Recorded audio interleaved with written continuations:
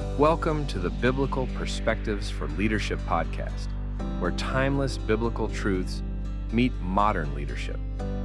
We are thrilled to have you join us on this journey of exploring how biblical principles can guide us in leading with wisdom, integrity, and purpose. Whether you're leading in the church, your workplace, or your community, this podcast is designed to inspire, challenge, and equip you for the road ahead. Let's dive into today's conversation and discover how Scripture shapes the way we lead. Welcome back to Biblical Perspectives for Leadership. Glad to be diving into this one. Yeah, so today the mission for this deep dive is to really explore the story found in the material provided. And we're focusing specifically on how these ancient texts provide profound leadership principles and just, practical strategies for everyday life. Right, because it's not just history, it's highly applicable. Exactly. We are looking at Exodus chapter 11, focusing on those exact moments right before a massive transition. Okay, let's unpack this. Yeah, I want you to think about a time, and I'm talking directly to you listening. Think about a time you were leading a project, right? Or maybe a family or an entire organization through a season that was just so frustrating. Oh, like where the finish line just keeps moving. Yes, exactly. It just wouldn't end. And you're out of options, your team is exhausted, and you're thinking, I must be doing something wrong. But this story, it reveals exactly how to navigate those exact moments. Because, every good leader knows timing is everything, right? But what actually happens when the timeline is completely out of your hands? Okay. When it's dictated by a higher authority? Because in Exodus chapter 11, verse 1, God literally declares one more plague, and that Pharaoh will drive them out. Yeah, it's a definitive stop. Yeah.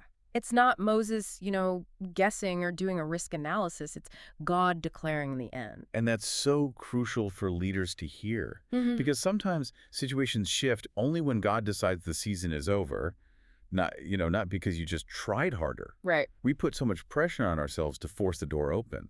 But when the text says one more, the burden of outcome shifts off the leader's shoulders entirely. Which is such a relief, honestly. But then right after that, there's this weird instruction.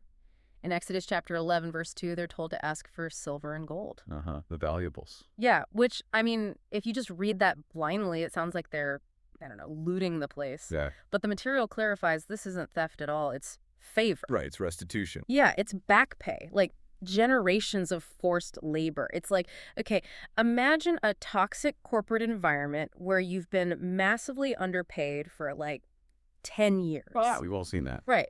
And then suddenly, right as the company goes under, you get this huge severance package. It might feel like you're getting something extra, but really it's just deferred compensation. That's a great analogy. It's supernatural back pay. And you shouldn't feel guilty about that. But it's not just financial either. In Exodus chapter 11, verse 3, Moses' status is completely elevated. Right. The text says the Lord gave the people favor, and Moses was very grateful. Exactly. God changes reputations without the leader needing to do PR. He gives Moses immense dignity right before the transition. Okay, but I'm going to push back on this a bit. Go for it. Because it is incredibly hard for leaders today to just sit back and let their reputation be elevated, organically. Oh, totally. We want to control the narrative. Right. We're on LinkedIn. We're writing press releases. So is it a leadership failure to try and force our own credibility rather than just waiting for the quote-unquote season to do the work for us? Well, I wouldn't call it a total failure to communicate truth, but forcing it, yeah, that comes from anxiety. When you force your own elevation, you have to maintain it. Which is exhausting. Exactly. You're propping up this heavy facade. But when God elevates you, it's solid. You don't have to defend it because you didn't build it. By the time Moses leaves, he has undeniable authority, not just, a scraped-together reputation. That makes a lot of sense. So understanding that a transition is coming is one thing, but the when is a whole different beast because it usually hits in your darkest, most vulnerable hour. Yeah, the midnight season. Right. Exodus chapter 11, verse 4 sets the exact timing for about midnight. Breakthroughs don't happen at 10 a.m. on a Tuesday when you're caffeinated and ready. No, they hit at midnight. When you're tired, visibility is low, options are limited. But the material points out that God operates on scheduled sovereignty. Scheduled sovereignty. I like that phrase. Yeah, it's this idea of divine appointments. The story gives us all these other biblical examples of exact timing. Think about Noah. Oh, with the 7-day warning? Exactly. God didn't say eventually. He said 7 days. Or Sarah bearing Isaac at the exact appointed time. Right, mathematically precise. Totally. Or Daniel's 70 weeks. Or Christ coming in the fullness of time. Jesus' resurrection after exactly 3 days. Yeah, or Pentecost. Right, Pentecost arriving exactly 50 days after Passover. Even Paul's shipwreck God orchestrated his survival precisely. The point is, he's never late. Okay, but it's easy to say God operates on scheduled sovereignty when we're looking backward. But think about leading in a midnight season. It's like a night shift pilot, right? Or flying on instruments. Exactly. Windshield visibility is absolute zero. You have to trust the instruments even when your body says you're flying upside down. But when you're the leader in the dark, doesn't waiting for an exact timing just feel like you are being ignored? It definitely feels that way. Right. So how do we treat the timeline as an invitation to prepare rather than an excuse to just absolutely panic? Well, you have to realize that silence doesn't equal absence. Silence equals backstage construction. Oh, wow. That's good. Right. If you know midnight is the deadline, you don't spend the evening biting your nails. You pack your bags. You get the silver and gold together. Exactly. You prepare so that when the door opens, you just walk through. You don't want to be scrambling for your shoes at midnight. Because when that midnight hour finally strikes, it's not a quiet transition.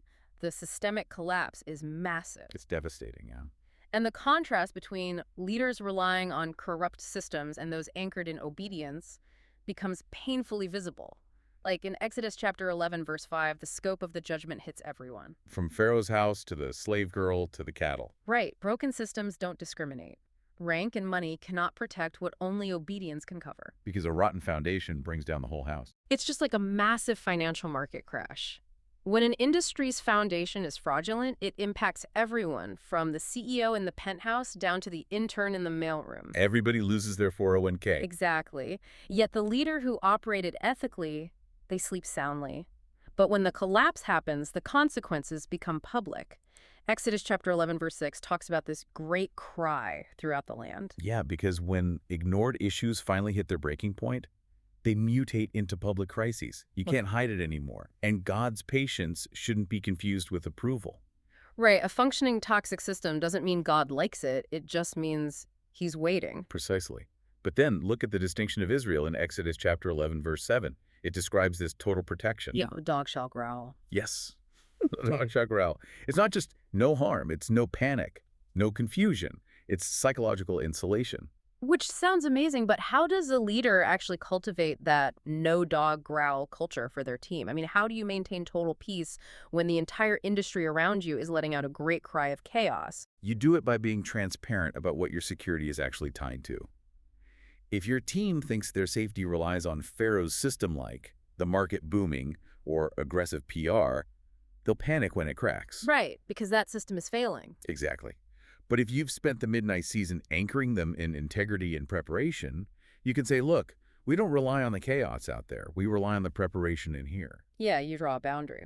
Which actually brings us to the next point, because seeing the collapse of the opposition doesn't mean a leader should just, gloat. Definitely not. But it does mean it's time to stop compromising. In Exodus chapter 11, verse 8, there's this massive reversal. Pharaoh's officials eventually come, bow down, and urge them to leave. People who ignore the truth will eventually respond to pressure. Reality always wins. But Moses doesn't just nod and smile. The text says he leaves in hot anger. Right. And the material makes a really important distinction here. This is not a petty tantrum. No, it's righteous resolve. Exactly. A petty tantrum is an ego reaction. Hot anger here is righteous grief at stubborn rebellion. It's realizing a situation is toxic and deciding you're done playing the game. It's like a high-stakes contract negotiation. You've got one party continually acting in bad faith. They miss deadlines, they lie. Eventually, a strong leader just packs their briefcase and walks out. Because some doors only open when you stop negotiating. Exactly. And here's where it gets really interesting. Oh, okay. In leadership, we are always taught to show grace, be patient, give second chances. Where is the line for a leader between showing grace and finally deciding, I am done negotiating with Pharaoh? That's the million-dollar question. The line is drawn when resistance turns into active, hardened harm against your mission. When they're just completely entrenched. Right. Grace gives people space to change. It's a great tool. But grace isn't a mandate to enable toxic behavior indefinitely. When they show zero intention of acting in good faith, Negotiation becomes complicity. Wow, negotiation becomes complicity. Yeah. So when Moses walks out in hot anger, he's setting a hard boundary. The time for talking is over. But walking away from the table can feel like a failure, right? Like you failed to close the deal. But this story completely redefines what leadership success actually looks like when you're facing stubborn resistance. It really does. Look at Exodus chapter 11, verse 9. God explains the resistance perfectly. He says Pharaoh won't listen. It's not a shock. Right. But God uses that exact stubbornness to multiply his wonders. Delay is not denial, it's a platform for glory. Yes. God uses the friction of the opposition to prove what he said about you. The environment's resistance doesn't invalidate your leadership, it validates your calling. And the summary statement at the end of Exodus chapter 11, verse 9 just nails it. Moses and Aaron did all God said. That's their entire performance review. Right. Success isn't always about the immediate result. Pushback here. Okay, let's hear it. In a corporate world that only rewards the outcome, we're obsessed with KPIs, deliverables, the bottom line. How can a leader find peace in the idea that success is simply obedience? Isn't it terrifying to accept that you can be completely faithful and the other side might still stay completely stubborn? It is terrifying if your identity is tied to the outcome. But if you tie your worth exclusively to things you can't control, like the market, or a toxic manager's free will, you will burn out or compromise your ethics. You'll just destroy yourself. Exactly. What you can control is your integrity, your preparation at midnight. Defining success as faithfulness actually insulates you. You can sleep at night knowing you did the right thing, regardless of Pharaoh's stubbornness. Man, that is powerful. So let's bring these high-level insights down to the ground. For the listener out there right now, the material actually outlines a highly practical 4-step action plan. Yeah, let's walk through them. Step 1, identify your one more. Okay, so what does that look like? It means asking yourself, what toxic tie or exhausting pattern is finally closing? Recognize when the season is definitively over. You have to name it. Okay, step 2.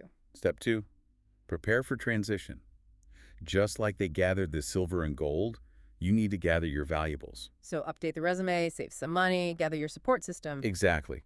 Get your skills ready. Don't wait for the door to open to start looking for your shoes. Love that. What's step 3? Step 3, stop negotiating with your Pharaoh. Set that boundary. Right. Identify the one firm boundary you've been terrified to set and enforce it.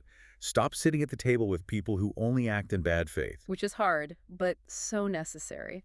And the final step. Step 4, trust God's separation. When the collapse happens around you, actively look for that no-dog growl peace. Look for that calm as confirmation you're in the right place. Finding peace while the alarms are ringing, it's incredible. Well, as we wrap up, I want to speak directly to you listening. If you are under immense pressure right now, if you're that pilot in the dark cockpit, remember that pressure isn't always punishment. It's often preparation. Exactly. Sometimes it's unmasking what is false and breaking what has been holding you back. Pharaoh thought he was in control because he had power, but Exodus chapter 11 proves that power isn't the same as control. Such an important distinction. Right. When the season is over, it's not a negotiation with your obstacles, it's a notice. So take a deep breath. Keep your faith steady. Trust your instruments, even in the dark, and know that your deferred compensation is on the way. We'll be right here, ready to unpack the next set of insights whenever you are. Thank you for joining us on the Biblical Perspectives for Leadership podcast. I hope today's insights have encouraged and equipped you to lead with faith, wisdom, and purpose. Remember, the greatest leader of all time taught us that true leadership is about serving others. If you enjoyed this episode and podcast, be sure to subscribe, share it with others, and leave a review. It helps us reach more people with these transformative truths. Until next time, keep leading with grace and walking in purpose.